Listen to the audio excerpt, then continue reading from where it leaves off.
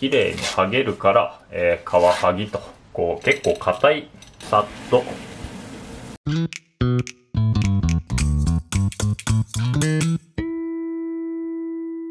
カワハギの肝あえの作り方ということで、今日カワハギさばいていくんですけれど、肝を食べるんで、やっぱりね、この鮮度がいいものを買った方が良くて、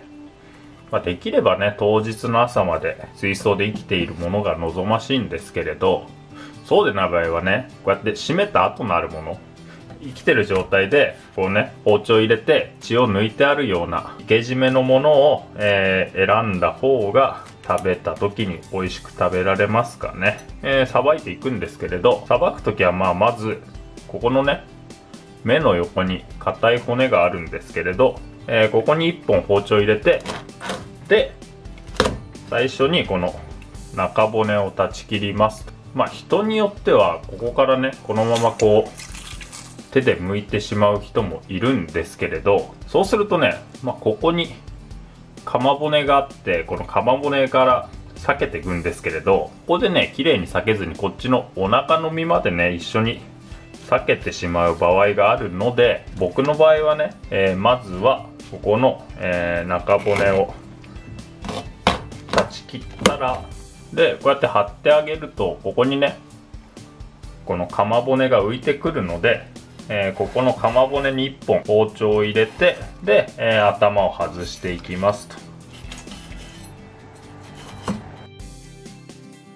ここの鎌の脇に包丁を入れたら、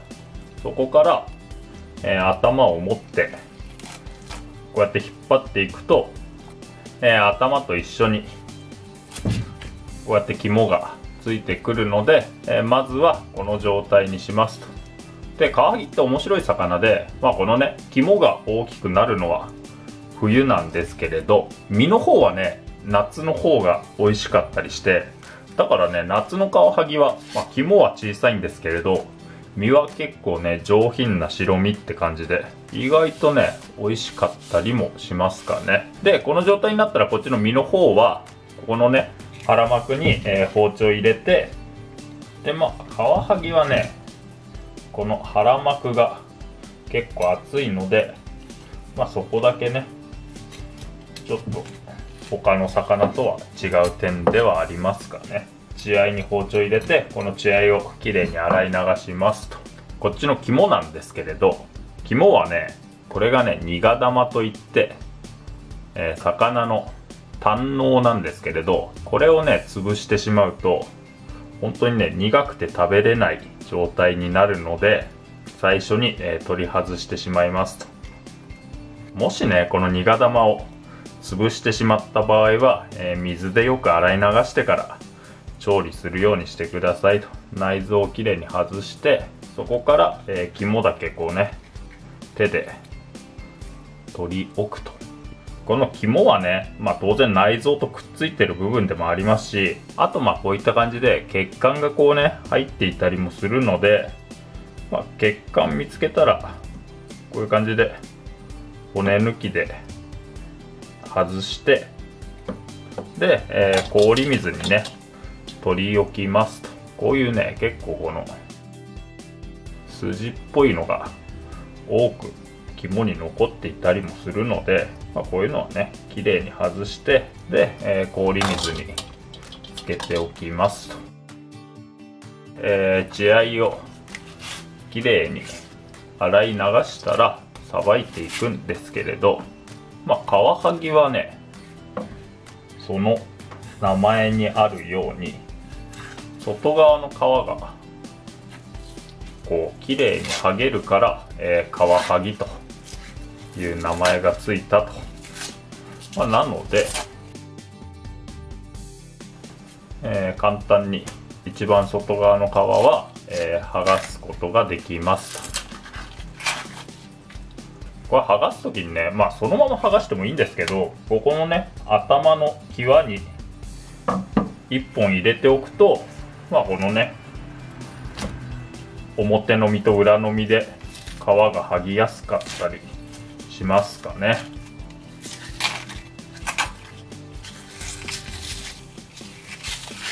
結構簡単に剥げるので、なかなかね気持ちのいい作業だったりしますかね。この皮がね結構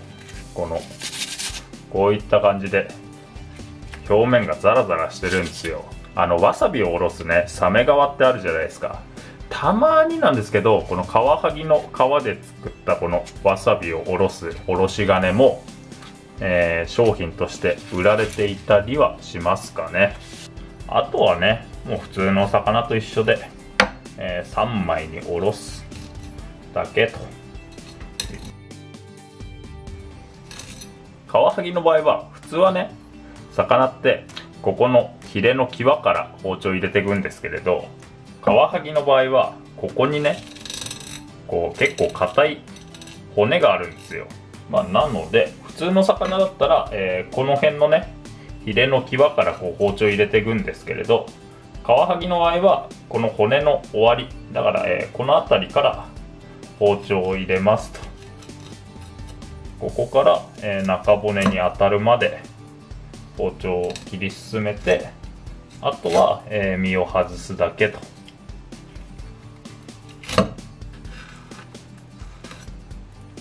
カワハギは、分類的にはねフグの仲間に分類される魚ですと。後ろに向かって泳げる魚ってあまり多くはないんですけれど、カワハギとかねこのフグの仲間っていうのはその後ろに泳ぐことができるという特徴があったりしますかね。身が下ろせたらあとはね普通の魚と一緒ですよね。この腹骨をかいて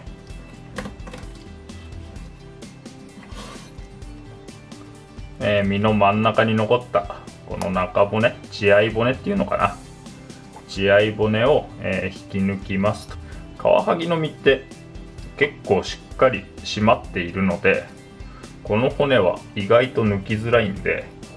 結構ねしっかりめに力を入れて抜かないとなかなかね抜けてきませんと。今度はこれねこの身を一旦半分に渡して、カワハギって皮がね、二重の構造になっているので、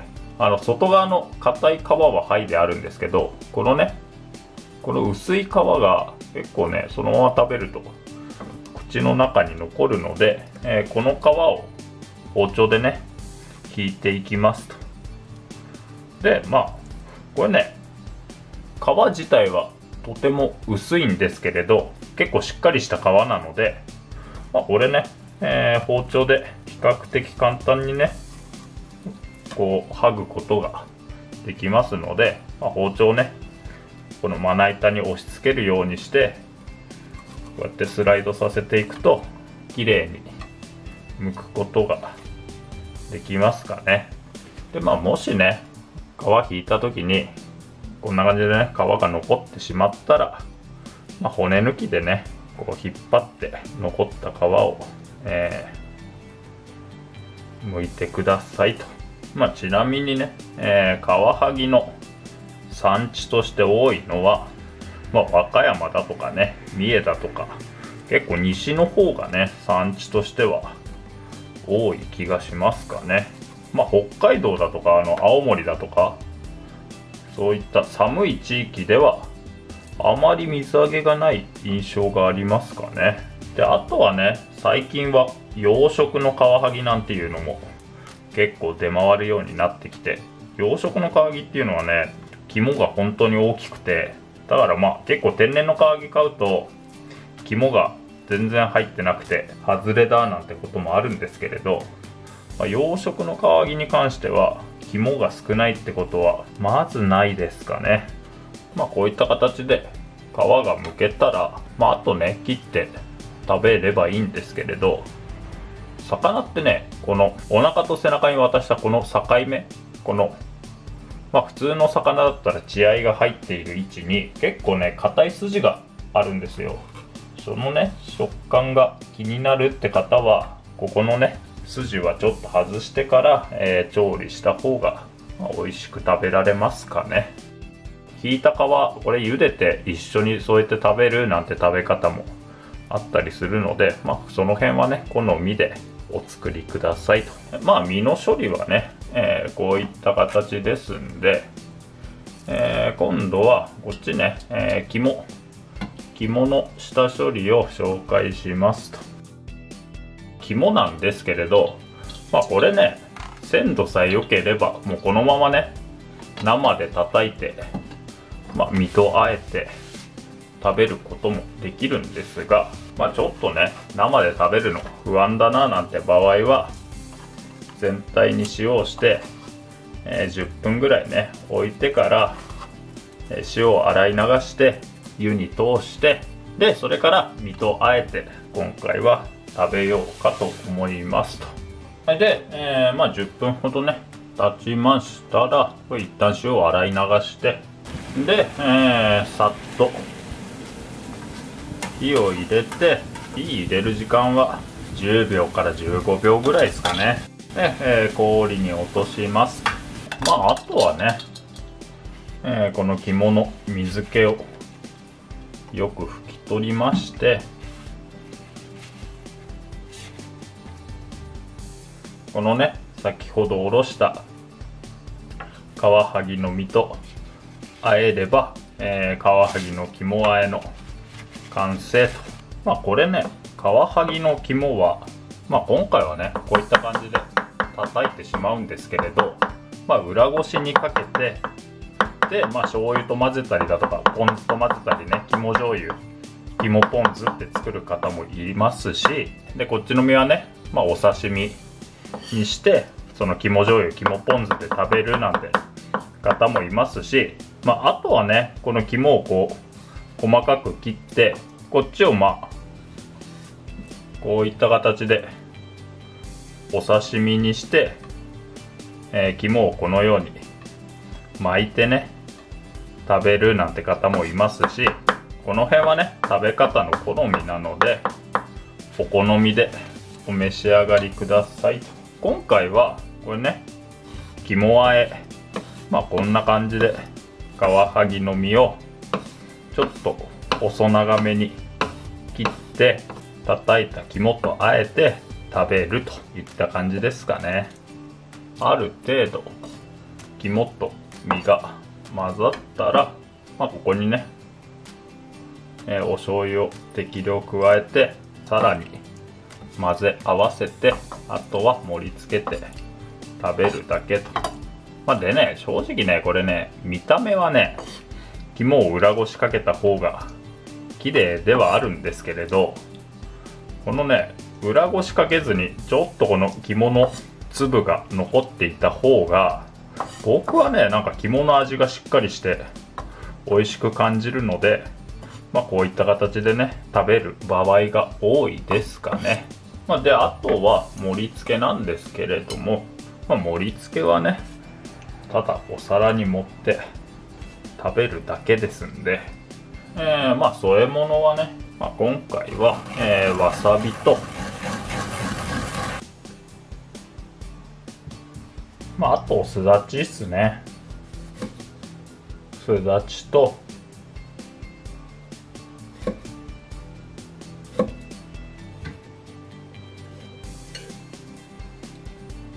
上にねもうちょっと色が欲しいなと思ったら、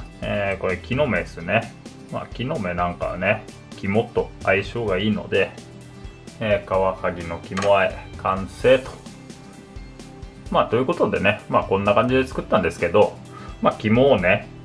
今回はこうあえたんですけど、別々でこして肝醤油にしてもいいですし、お刺身にね肝を真ん中に巻いて、ポン酢で食べてもいいですしと。